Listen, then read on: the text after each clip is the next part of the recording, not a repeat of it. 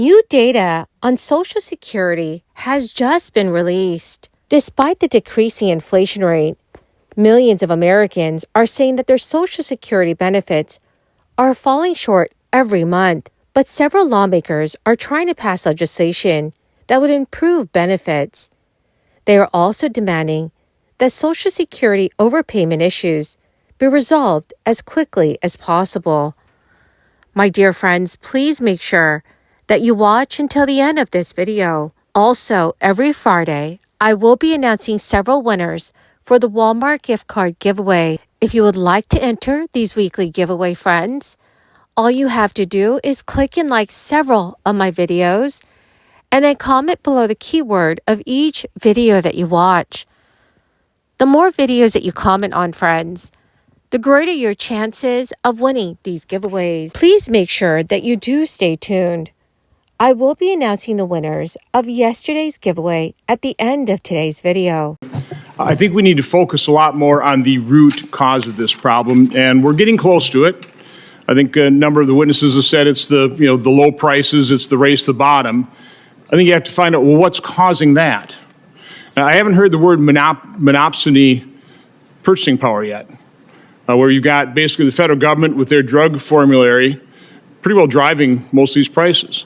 I would ask the witnesses, can you think of a common consumer product that is always in persistent shortages?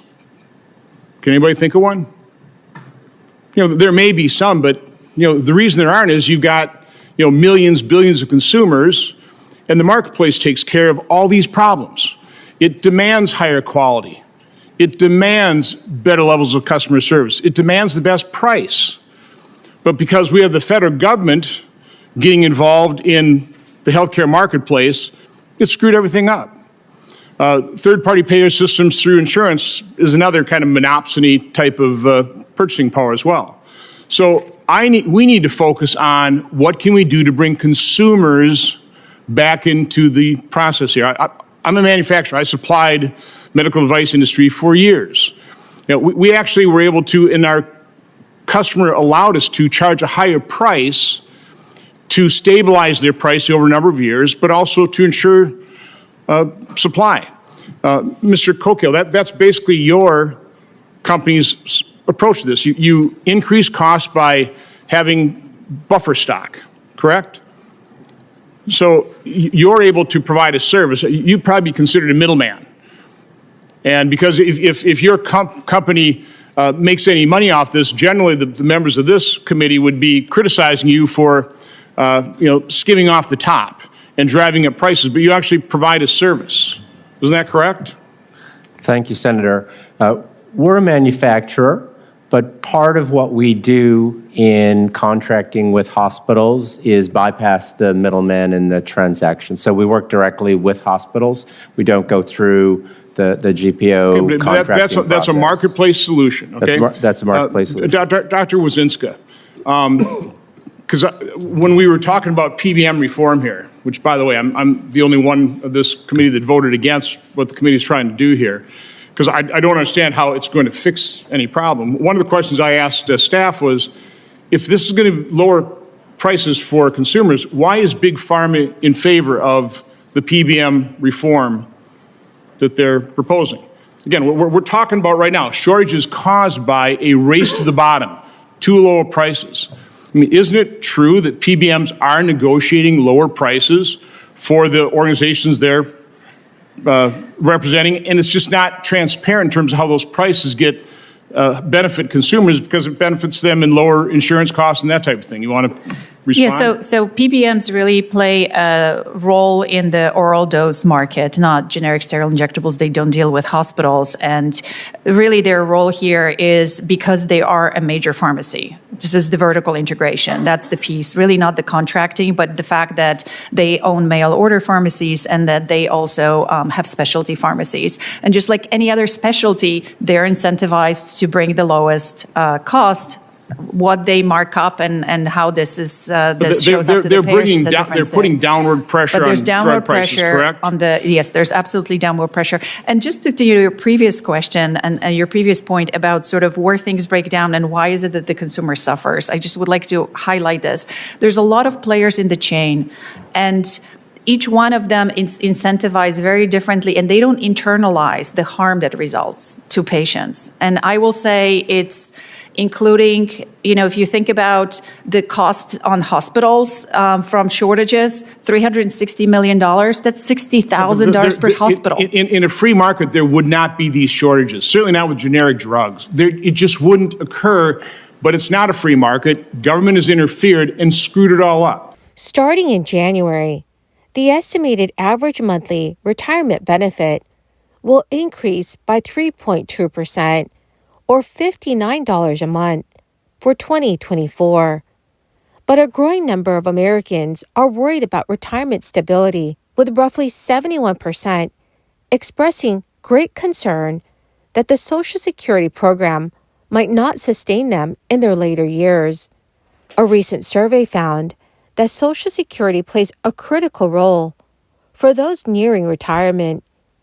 This is as fears of its reduction or elimination rank as a top concern among lower-income households, according to Catherine Collinson, president of Transamerica Institute. Most of today's workers are counting on Social Security as a source of retirement income, and many, especially those with lower incomes, are expecting to primarily rely on it in retirement. Addressing the apprehension surrounding potential Social Security reductions, Collinson told Newsweek that it's critically important that people learn about Social Security, their projected benefits, and how their retirement age and claiming strategies can influence their monthly benefit payments. She also said that in recent decades, workers have been required to self-fund a greater portion of their retirement income. It is highly likely this trend will continue. For households earning less than $50,000 annually, the dread of Social Security benefits being reduced or eliminated stands at 36%, while those with incomes between $50,000 to $99,000 a year, that fear jumps to 40%. The shared concerns are set against a backdrop of very high inflation, with the 3.2% 2024 COLA adjustment lagging behind rising costs in many critical areas. More than two-thirds of older adults have reported a 10% increase in their monthly budget for housing, food, and prescriptions compared to previous years. This is despite overall inflation falling to 3.1%. In 2023, approximately 67 million Americans per month received a Social Security benefit, which totaled about $1.4 trillion in benefits paid during that year. The new boosted benefit amount will kick in next month. The latest COLA increase pales in comparison to the 8.7% increase that recipients saw for 2023. The annual COLA is calculated based on inflation readings for July, August, and September. And in those months, the measure of the 12-month inflation had clocked in at 2.6%, 3.4%, and 3.5%. Yet despite the more recent slowdown of price increases, experts say that many Americans on fixed incomes, especially seniors, will continue to struggle financially even as inflation slows. Seniors are especially vulnerable to the rising cost of housing, with the average older person spending 49% of their household budget on their shelter, even as other categories of inflation have somewhat slowed or even reversed in recent months. Shelter costs have continued to trend upward. Mark Zandi, the chief economist at Moody's Analytics, said that while many higher-income seniors have likely weathered the recent inflationary period. Many low and middle-income seniors, especially those on fixed incomes, have not. Next year's Medicare Part B premium adjustments will further erode savings from those monthly Social Security checks following a year in which the premiums were reduced. The standard monthly Part B rate will increase by about $10 to $174. Two top lawmakers who are still working on Social Security reform proposals are Senator Bill Cassidy and Representative John Larson. John Larson has put forward a bill in 4 sessions of Congress to make benefits more generous.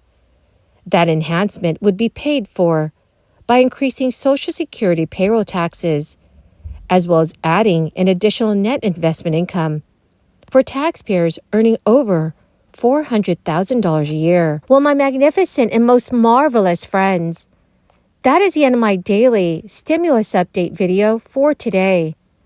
My dear friends, thank you so much for being part of this community. To say thank you, every Friday, I will be announcing several winners for the Walmart gift card giveaway. If you would like to enter these weekly giveaway, friends, all you have to do is click and like several of my videos, and then comment below the keyword of each video that you watch. The winners of yesterday's Walmart gift card giveaway is Alberto Jr. and Wayne Davis. Congratulations, my dearest friends. To claim your gift cards, please check your notifications page and send me a message. Or friends, you could message me on my Facebook page. Thank you and have a wonderful and very blessed Christmas weekend.